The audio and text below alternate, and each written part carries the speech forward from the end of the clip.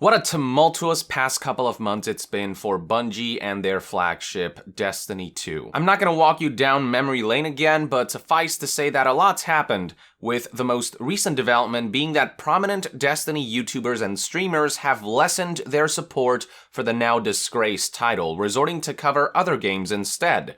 In my last video, I expressed how with this, Destiny 2's fate may very well be sealed, how the only destiny that awaits this game may very well be doom, all a result of Bungie and Activision's negligence and greedy antics.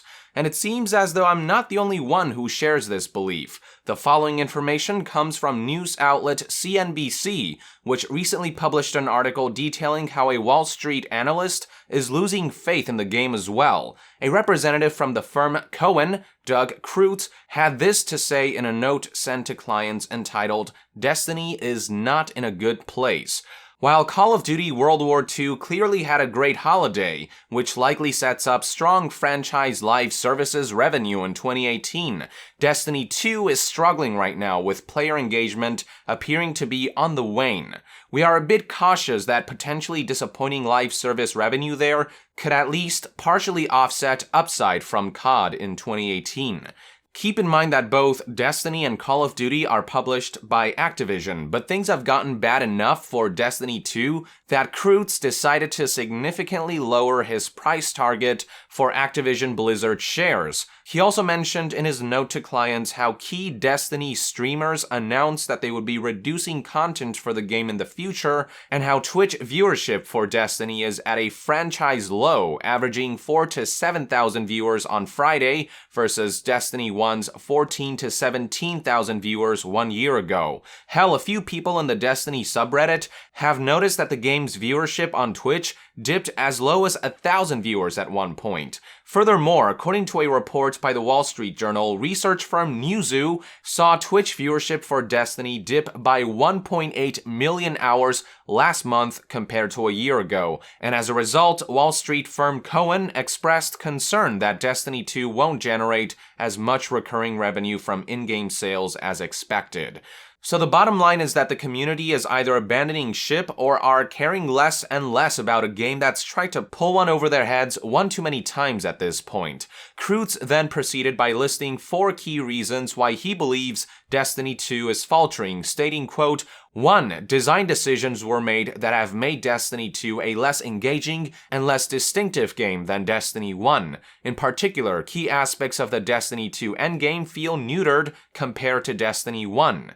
2. Microtransaction implementation, while not nearly as problematic as in Star Wars Battlefront 2, has still been a source of player unhappiness. 3. Bungie's apparent urgency in responding to player feedback has been disappointing. 4. Until recently, Bungie did a poor job communicating its roadmap going forward, particularly compared to the more open stance of many other live service games. Yeah, I can't say I disagree with any of these points. Bungie's consistent emphasis on the Eververse microtransactions marketplace over substantial new content, and their repeated pattern of underhanded secrecy and lack of transparency is ultimately what got us here.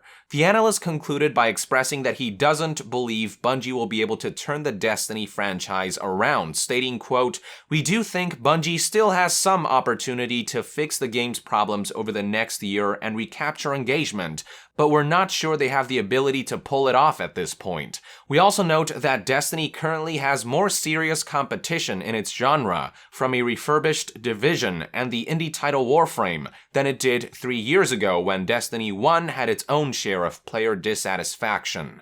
Once again, I couldn't agree more. While I'm sure Destiny 2 will become a better game over time as Bungie scrambles to fix the game, when you consider that Bungie is dedicating 2018 to merely reverting Destiny 2 to be more like its prequel, and when you consider competing games like Warframe and The Division, which are much better off now, and with other similar games like Anthem looming on the horizon, you can see how this all puts Bungie in a very precarious position.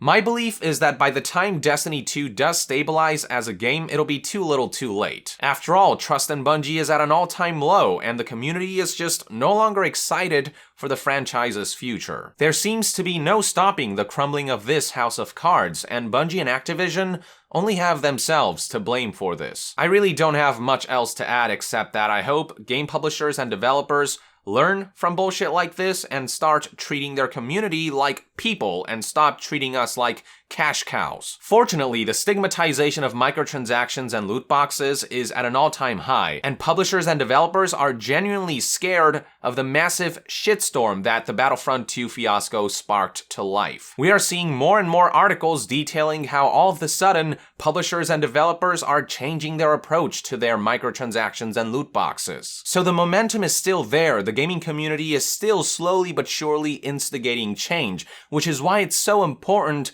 that we continue to remain vocal against predatory practices and companies with manipulative intentions. The second that the conversation dies down is the second that greedy publishers and developers win. These are just one man's thoughts and opinions, though I'd love to hear what you think about all this in the comments below. With that, I would like to end this news update and discussion video. Thank you for tuning in.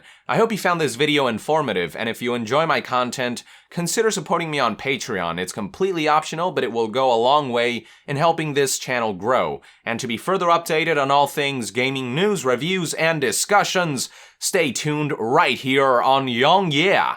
I'll see you guys next time. Young out.